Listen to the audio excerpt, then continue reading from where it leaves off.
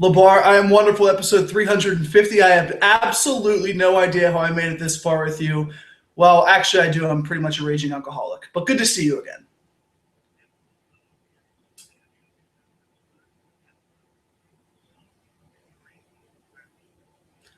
I never lose. I never lose to you. In a physical competition, your American made nutrition is getting to your head, big guy. Come on, let's be realistic here.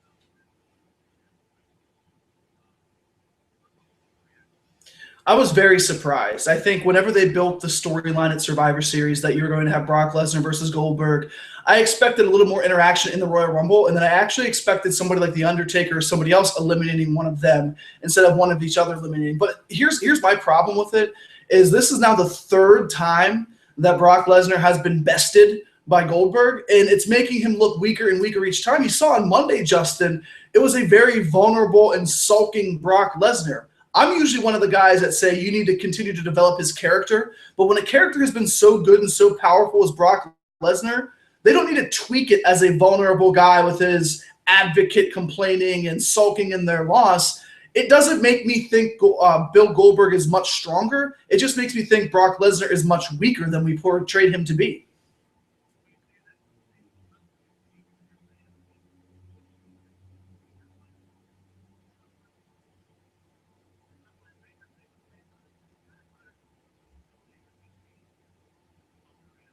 Yeah.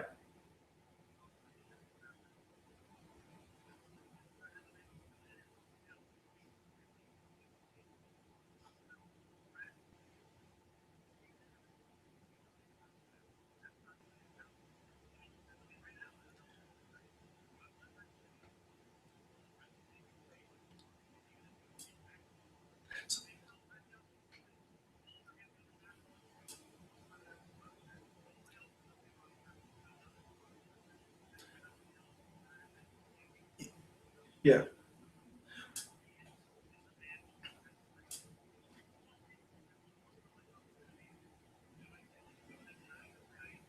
Let me ask you this though. You're comparing it to MMA and UFC. Does anybody want to see Ronda Rousey come back after being dominated twice? No, nobody wants to see Rousey in the UFC ring. They want to see her in the WWE ring.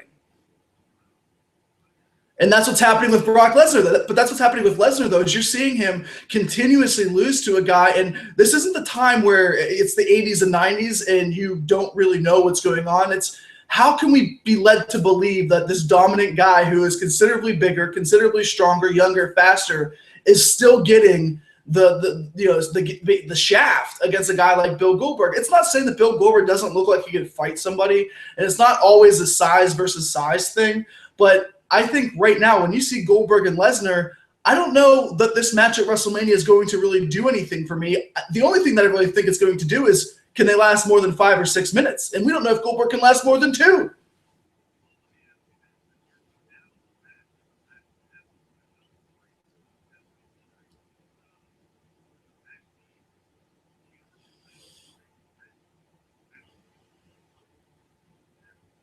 Yeah, I mean, so I'm not completely against seeing them at WrestleMania. It's still an attraction, still a draw. I just don't like how they've been booking it up until WrestleMania.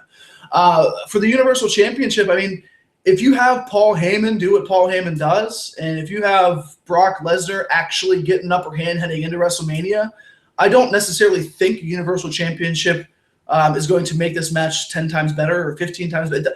I just don't think the importance of the championship should be around either of these guys' waists heading into WrestleMania. If anything, I could easily see them doing a Goldberg win at Fastlane, and then considering he's in the match at Fastlane, and then Goldberg losing to Brock Lesnar. I think that's what everybody's kind of mapping out right now. But there's been a lot of times where we've seen champions switch in March and main eventers and number one contenders. I mean, hell, this time a couple of years ago, we had no idea Daniel Bryan was going to be the world champion after WrestleMania 30. We thought it was going to be Batista and Randy Orton and maybe Triple H shoved down our throats again. So I don't know if WWE really knows that they want to put Goldberg versus Lesnar for the title, especially considering that's the time when smart fans are going to rebel against what they don't like. Me too. Yep. Me too.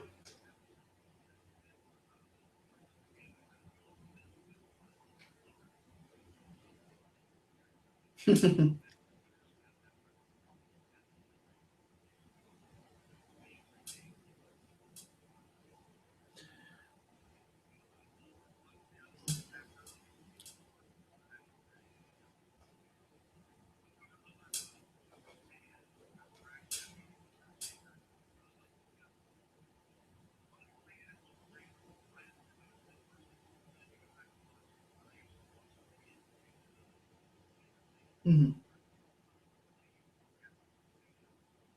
I think the man with Ward is named Justin. No, there's no chance that Wardlow can sign a contract right now and you take him down the aisle. I mean, the guy looks pretty big now, but that is true. You party with Kevin Nash, and then he interfered in a championship match the next night. Anyway, so I'm going to go ahead and say that I really do think The Undertaker and Roman Reigns is the way to go here.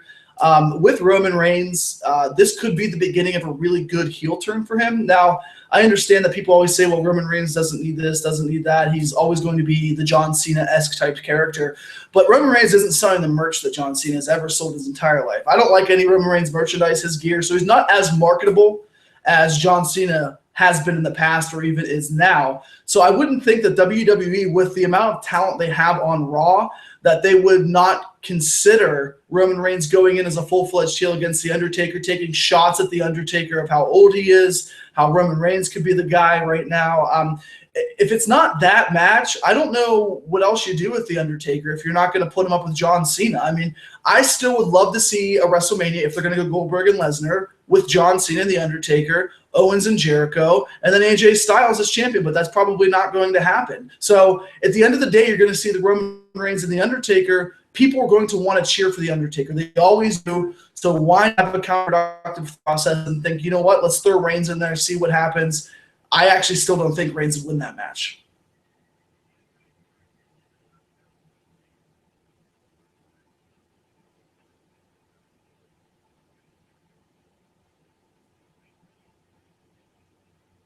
Mm-hmm.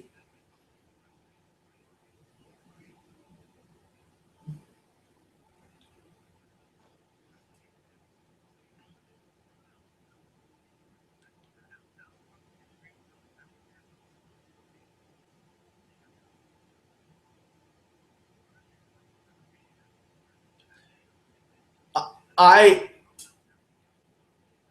I absolutely think that's a great idea because it protects what the Undertaker can't do anymore and spotlights some of the younger guys. I said that before. It wasn't Braun Strowman and Roman Reigns. I think it was maybe like AJ Styles, Undertaker, and Cena, giving two WWE guys, basically face two WWE legends, staples against the guy that always wanted to go into WWE but never did and thinks he's better than everybody. But now, looking at where the pieces have fallen, I would love an Undertaker feud, and I'll give you a few reasons why. One, like I said, it protects his weaknesses in the ring, and they're not going to have to rely on him carrying a 15, 20-minute match. And two, if he's not there every single week, you have two other guys putting a storyline together, and The Undertaker doesn't need to do much to sell a pay-per-view, to sell a WrestleMania and pay-per-view match. I would be up for that. I really just don't think that's feasible or possible for WWE to pull off. For whatever reason, they don't want The Undertaker in a triple threat match, and I don't understand why.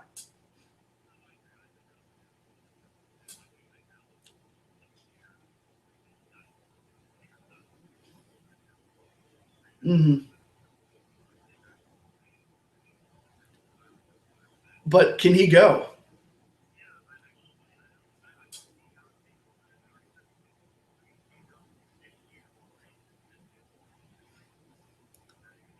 Yeah. well, I still.